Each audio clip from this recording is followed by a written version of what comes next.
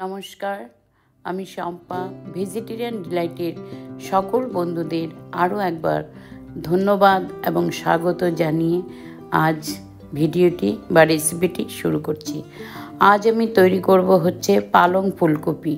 শীতের সবজি পালং শাক এবং ফুলকপি দিয়ে একটা সুন্দর রেসিপি রান্না করব। পালং শাক দিয়ে অনেক রকমের রান্না করা হয়েছে, ফুলকপিও করা যায়, কিন্তু এইভাবে একটু রান্না করে দেখুন, আপনারা ভীষণ ভালো লাগবে, খেতে দুর্দান্ত টেস্ট। আমি এখানে গোটা বড় একটা ফুলকপি নিয়ে নিয়েছি। আপনারা আপনাদের প্রয়োজন মতো ফুলকপি ছোট বড় যেরকমই হোক নিয়ে নেবেন। নিয়ে আমি ছোট ছোট পিস করে ধুয়ে ভালো করে একটু নুন জলে গরম জলে ভাপ দিয়ে নিয়েছি। তারপর এটা উঠিয়ে রেখে এখন পালং শাকটা আমি এখানে 3 মুঠো পালং শাককে একটু পরিষ্কার করে ধুয়ে তারপরে এটাকে একটু গরম জলে ভাপ দিয়ে নেব। কেন এই পালং শাকটাকে আমি এটা পেস্ট করব।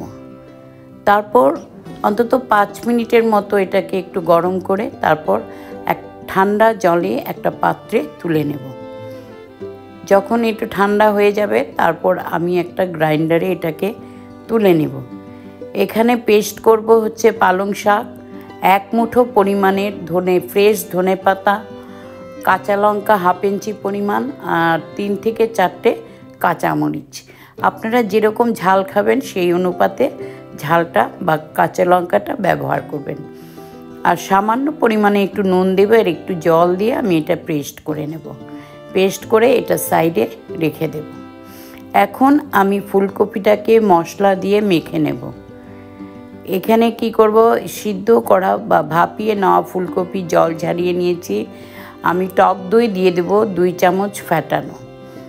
সামান্য পরিমাণের দেব নুন, হলুদ, একটু চিনি, 1 চামচ ধনের গুঁড়ো, 1/2 টিস্পুন দেব হচ্ছে জিরার গুঁড়ো, 1 টিস্পুন দেব হচ্ছে লাল লঙ্কার গুঁড়ো, আর পেস্ট যেটা আমি করে রেখেছিলাম সেই পেস্টটা এখানে দিয়ে দিব। দিয়ে সমস্ত কিছুকে সুন্দর করে ভালো করে মেখে নেব। মেখে এটাকে তারপর আমি কি করব, ফ্রাই প্যান বসিয়ে এটা সম্পূর্ণটা আমি সরষের তেলেই করব। আপনারা চাইলে সাদা তেলেও করতে পারেন। তো যাই হোক, আমি সরষের তেল দেব 2 চামচ পরিমাণ। তেলটা গরম হওয়ার পর 2টো শুকনো লঙ্কা, 1/2 টিস্পুন জিরে, সামান্য পরিমাণের একটু হিং দিয়ে এই ফোড়নটাকে বেশ গরম করে নেব। তারপর আমি এই ফুলকপিটা মেখে 10 মিনিটের জন্য রেখে দিয়েছিলাম। তারপর 10 মিনিট পরে এসে এই ফোড়নটা গরম হওয়ার পরে আমি ফুলকপি তেলের মধ্যে দিয়ে দেব। দিয়ে ভালোভাবে এখন কি করব, নাড়াচাড়া করব। করে সুন্দর করে ভালো করে একটু আঁচ কমিয়ে কমিয়ে কষিয়ে নেব। ভালো করে কষানো হয়ে গেলে তারপর 1 কাপ পরিমাণ মতো একটু দেব আমি গরম জল। এটা একটু গ্রেভি টাইপের হবে, খুব বেশি জল দেব না, একটু ফুটাবো। ফুটিয়ে তারপর দেব লাস্টে গরম মশলা, আর দেব 1/2 টিস্পুন একটু ঘি দিয়ে আবার এটা সুন্দর করে একটু নেড়ে চেড়ে ভালো করে কষিয়ে জলটা ফুটে উঠবে। যখন শুকিয়ে যাবে, মশলাটাও কফির সঙ্গে ভালোভাবে গায়ে লেগে যাবে, তখন তারপরে আমি কি করব, এটাকে এখন আমি ঘিটা দিয়ে দিচ্ছি। ঘি আর গরম মশলা দিয়ে সুন্দর করে আবার একটু নাড়ব। নেড়ে আমার এই তরকারিটা এখন পরিবেশন করার জন্য পুরো তৈরি। তো এটা আমি প্লেট আউট করে নেব। আপনারা এটা রুটি, লুচি, পুরি, নান যে কোনো কিছুর সঙ্গে খেতে পারবেন, ভীষণ ভালো লাগবে। দুর্দান্ত স্বাদের একটি রেসিপি, সম্পূর্ণ ভেজ রেসিপি।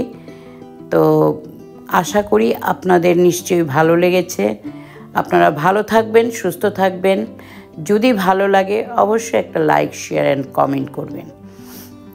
তো আপনারা ভালো থাকুন, সুস্থ থাকুন, আনন্দে থাকুন। আনন্দে থাকার আরেক নামই হচ্ছে জীবন। তো থ্যাংক ইউ সো মাচ। খুব শিগগিরই আমি আপনাদের কাছে আবার ফিরে আসছি।